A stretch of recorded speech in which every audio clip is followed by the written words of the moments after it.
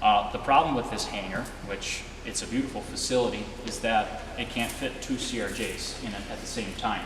There just is not enough safety margin for the wingtip to clear the nose of the first aircraft that comes in here. Essentially what we would like to do is build a hangar roughly twice the size of this hangar, capable of storing 3 CRJs inside of it at the same time.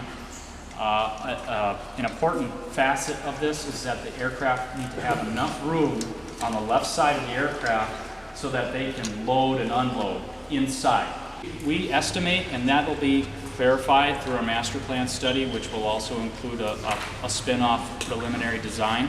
But right now, the early engineer's estimate is $7.5 million for the total construction.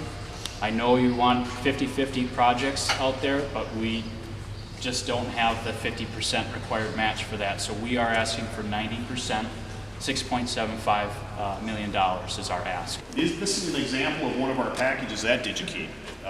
We're going to ship out, probably out of this airport tonight, roughly 2,000 packages of this size and of larger sizes as well. They can come in a variety of sizes. The emergency medical side, the only reason, about the only time we go to fixed wing is if the helicopter's not flying.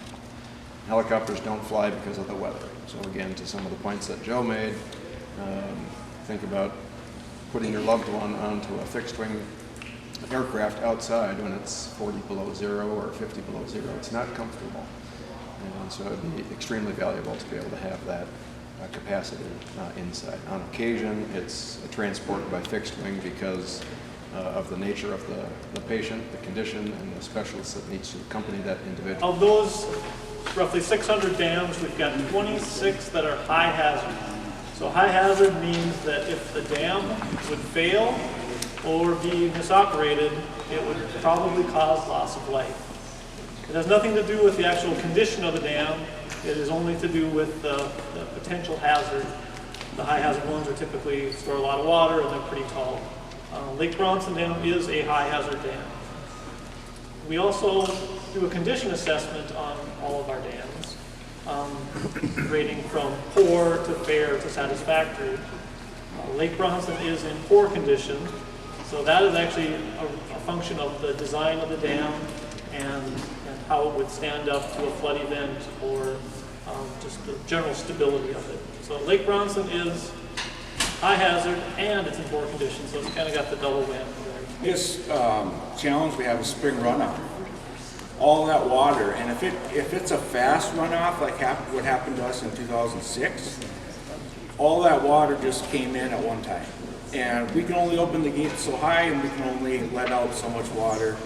Lake just keeps coming up and up and up to the point to where it almost got around the shores of the lake. We actually had to build emergency dikes on each side of the dam outlet to keep the water, at bay. It didn't get all the way to those dikes, but it was on its way. And the worst case scenario, it does get to that, or the dam can't handle it, and you have a failure.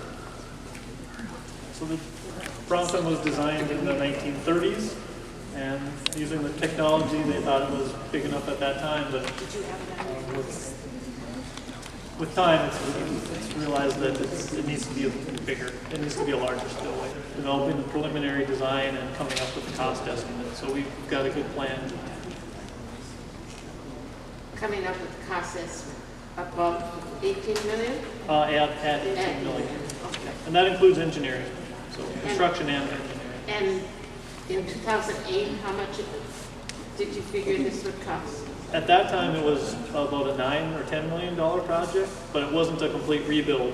It was a modification of the dam, and it still would have left some vulnerability. It wasn't taking out everything. It was kind of modifying things in place. County State Aid number 28, that's our road, goes over the dam. So we inspect the bridge annually, and you get a copy of some of the sheets out of that annual bridge inspection report that I handed out. The bridge is too narrow for 2-lane traffic. According to today's standards, it's only 22 feet.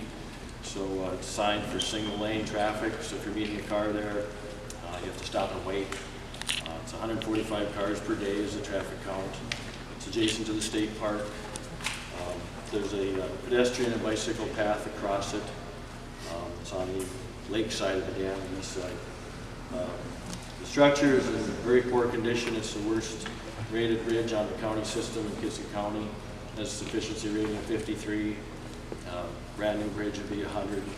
So it's eligible for replacement by state aid standards because that number is below 80.